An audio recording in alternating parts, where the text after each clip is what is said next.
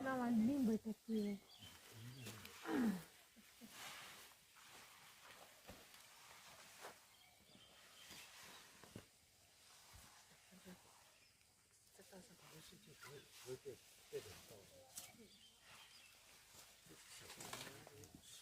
Ma me l'ha fatto così.